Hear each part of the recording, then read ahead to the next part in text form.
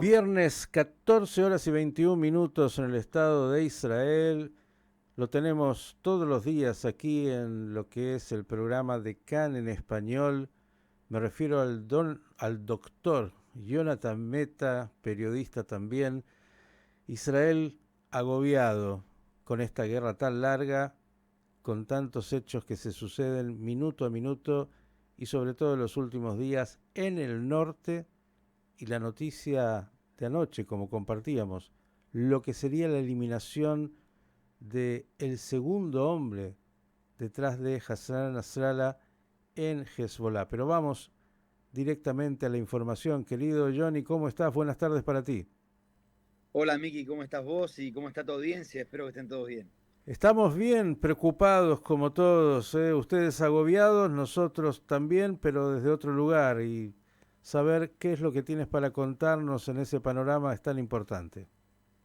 A ver, recién estabas comentando el tema de la eliminación capaz más importante desde que comenzó la guerra, y hay algo que es muy importante entender, capaz para entender qué es lo que está pasando en el norte. En el norte estamos teniendo todos los días sirenas que se producen por dos cosas. Una es por diferentes misiles que son lanzados y la otra es por drones que están siendo lanzados desde el norte. Eh, Israel, la forma que decidió de responder, digamos, a estos ataques cuando comenzó la guerra, era atacando lo que es el lugar de donde habían salido los drones o los misiles. La forma en la cual decidió Israel atacar hace ya aproximadamente 2 o 3 semanas o responder a estos ataques es eliminando a diferentes puestos jerárquicos de Hezbollah. Cree Israel que con estas operaciones puede responder, porque tiene que responder, pero al mismo tiempo no llevar el terreno a una guerra que Israel no quiere tener. Eso es lo cierto. Ahora, te lo conecto con lo que pasa un poquito en el ámbito político, porque en el día de ayer, vos sabés, acá está haciendo, por ejemplo, hoy en Jerusalén 40 grados. Uf. En el norte también. Eso implica que estos drones con explosivos, etcétera, están creando incendios enormes, Uh-huh. enormes. Y lo cierto es que en el día de ayer volvieron los incendios y Ben Gvir, el ministro de Seguridad Nacional, lo criticó públicamente a Netanyahu por Twitter diciendo que no puede Israel seguir respondiendo de esta forma a lo que está sucediendo, básicamente pidiendo que Israel salga a una guerra en el norte. Mm. Ahora, esto es interesante por lo siguiente.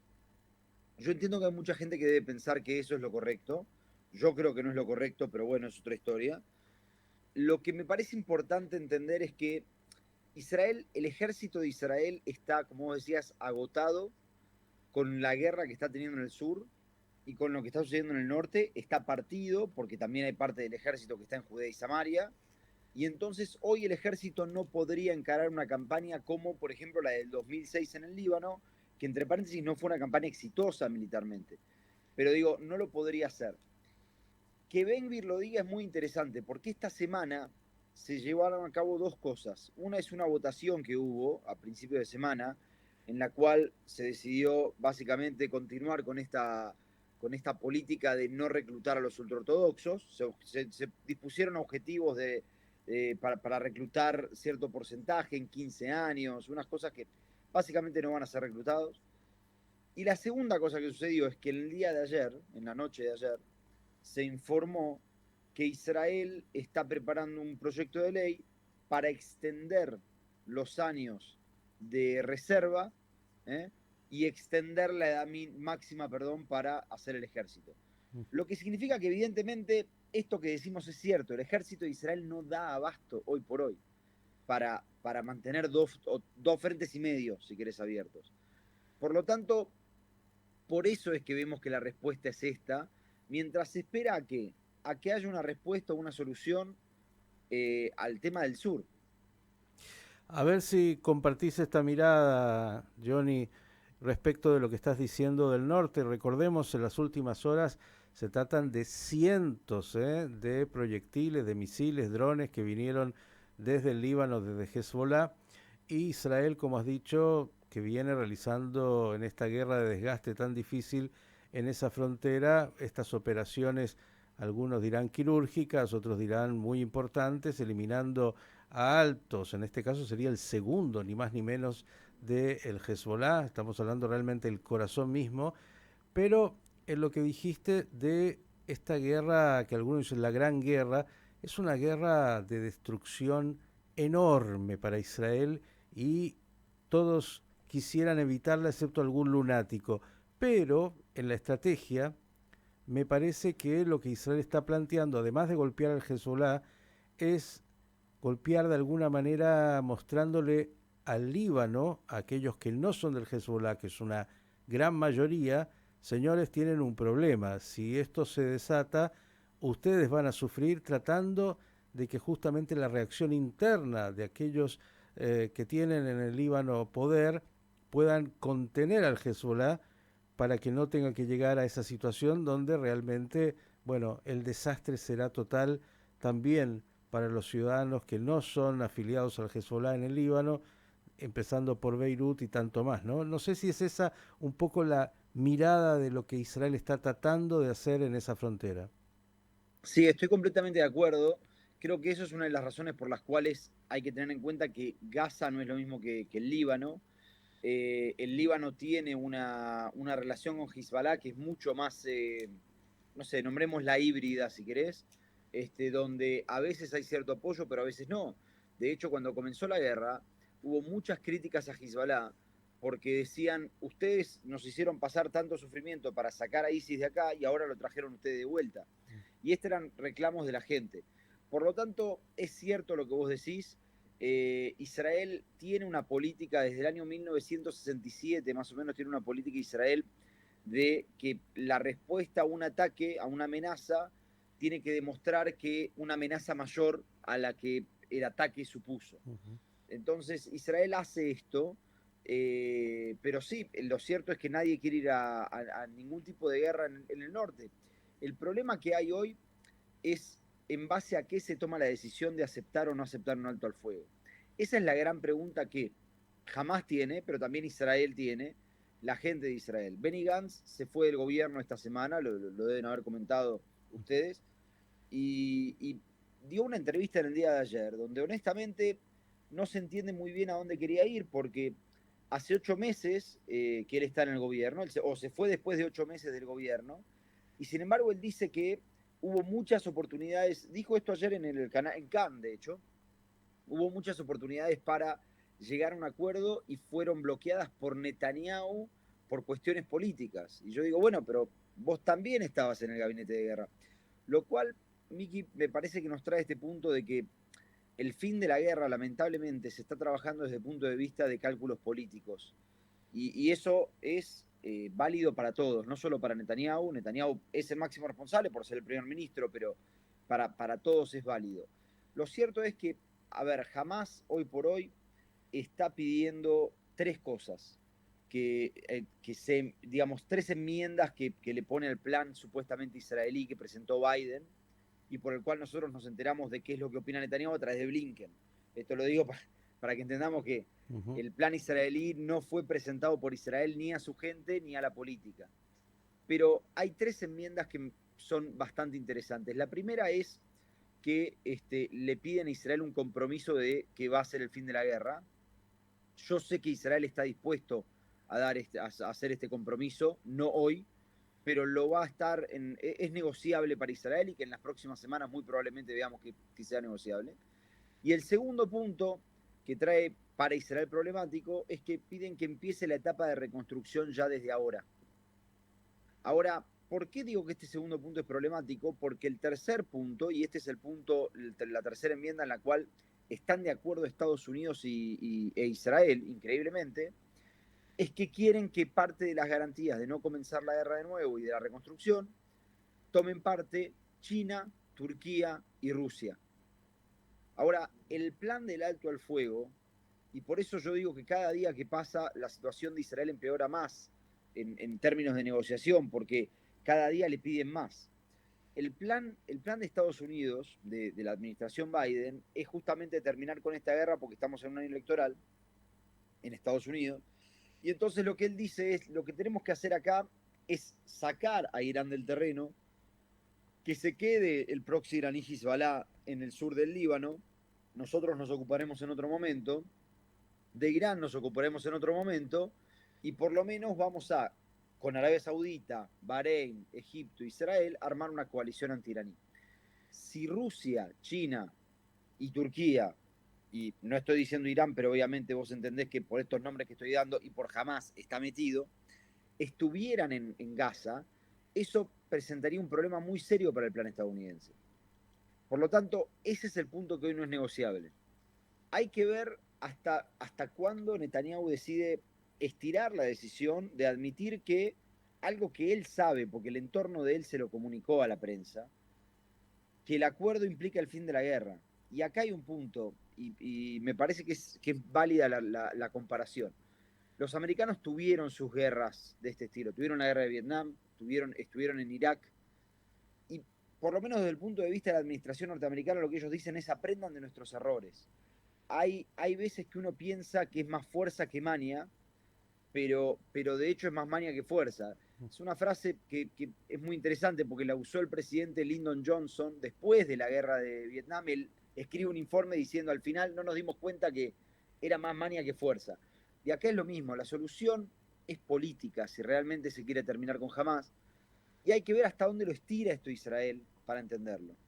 Bien, el análisis es clarísimo. Claro, hay dos factores acá extra que no has mencionado, que me parece que también están obviamente como parte del gran dilema de Israel. Uno es el tema de los secuestrados.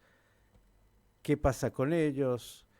Hasta el Hamas dice ni siquiera saber demasiado, por lo menos algunos de sus representantes y voceros dicen que no saben la situación exacta de todos los secuestrados y es un tema muy complicado dentro de la sociedad israelí y en un potencial acuerdo. Y lo otro tiene que ver con, bueno, Israel se puso objetivos que desde mi humilde entender inalcanzables. Cuando dijo Netanyahu, vamos a terminar con el Hamas, no va a quedar uno y vamos a destruir todo el Hamas. Bueno, parecería que no es así y que eso, en términos simbólicos también para el Hamas, que acá hay mucho de esto, significa una victoria. ¿Y cuál será el lugar que ocupe el Hamas el día de mañana en esa Gaza reconstruida, ¿no? Digo, estos son aspectos que me parece que están en el juego de esa negociación, como dijiste, porque finalmente, y hay que decirlo, algunos oyentes por ahí no quieren escuchar estas cosas, bueno, las guerras, por más cruentas que sean, en algún momento entran en el terreno de la negociación política, no hay alternativa.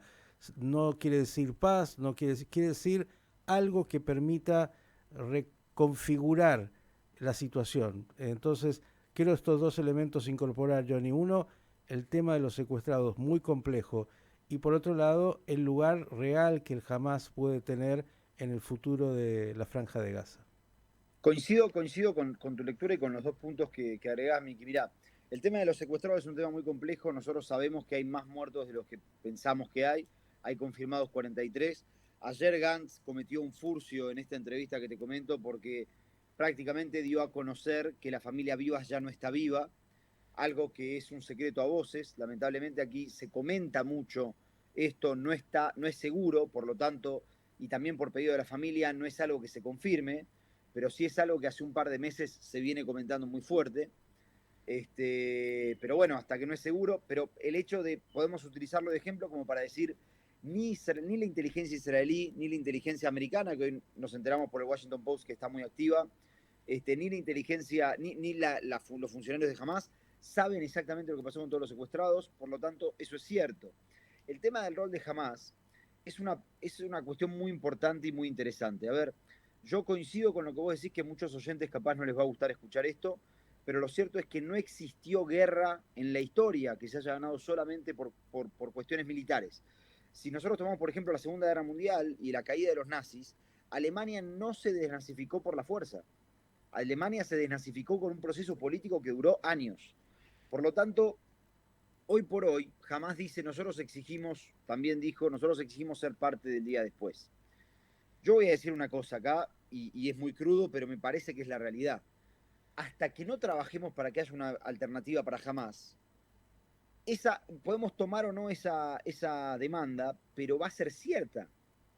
El punto es que, como se trabajó con Alemania, es muy importante hacer un trabajo de, si querés, desjamasificación, inventé una palabra, de Gaza y de la sociedad palestina en general. Muchas veces hablamos de encuestas donde dicen apoyan el 7 de octubre, apoyan.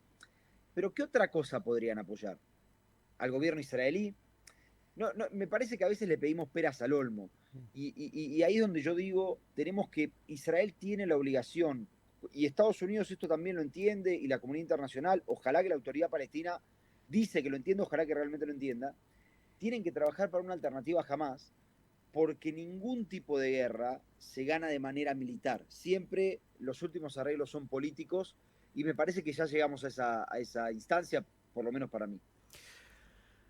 Mucha tela para cortar, sin duda mucho para pensar y todo puede cambiar de un instante a otro porque claro, el Medio Oriente, el mundo es así y cuando además está el fuego militar hablando es muy difícil y también el fuego que hace a la política. Seguramente lo que estás planteando y algunos pueden entender es esa necesidad de Israel de una coalición internacional que permita llegar a algunos acuerdos y volver a cierto grado de tranquilidad en un lugar que no será nunca tranquilo y que tampoco será pacífico. Como dijiste también, incluso las encuestas dentro de la Franja de Gaza, si se puede hablar de esto, de aquellos que acompañan la visión del Hamas, de los ciudadanos que de alguna manera son la sociedad civil, por llamarlo de esta manera, no es menor. Muchos acompañan lo que fue el 7 de octubre y otra vez, más allá de los dolores, más allá de los enojos, lo que ocurre con las guerras siempre es una tragedia y requiere de una visión un poco más amplia para tratar de salir de esta tragedia. Johnny, 40 grados en Jerusalén, me imagino que las temperaturas, como dijiste, en todos lados, así, y será un Shabbat caluroso y esperemos, ojalá, sin mucho fuego, ¿no? Sí, esperemos que sea un Shabbat, como acá se dice, Shalom Beyaquet, ¿no? En paz y en silencio. Lo único que sí quiero agregar, Miki, es me parece que podemos tener durante el fin de semana novedades, particularmente porque hay mucha presión de Estados Unidos y de Egipto para que jamás Israel se baje de algunas cosas, particularmente de comprometerse al plan de la guerra, y jamás se baje de algunas demandas. La más importante para el mundo occidental es el tema del ingreso de Turquía, China y Rusia. Y me parece que podemos tener novedades este fin de semana, donde recordemos se está juntando el G7, por lo tanto hay muchas cuestiones dando vueltas y como vos decís, puede ser en cuestión de segundos podemos tener una solución aquí. Querido Johnny, ojalá llegue ese momento pronto. Por el momento, agradecerte enormemente por tu tarea periodística de toda la semana, que acá seguimos, y por además agregarte todavía este viernes, víspera de Shabbat, que puedas disfrutar un ratito con la familia y tomarte esa pausa necesaria. Un abrazo grande, mejores noticias pronto. Otro nombre para vos, Miki. Chao, gracias. El doctor Jonathan Meta, quien es el conductor además del programa de CAN en español, dándonos este panorama de noticias de Israel en la víspera de Shabbat y ojalá también en la víspera de algo mejor.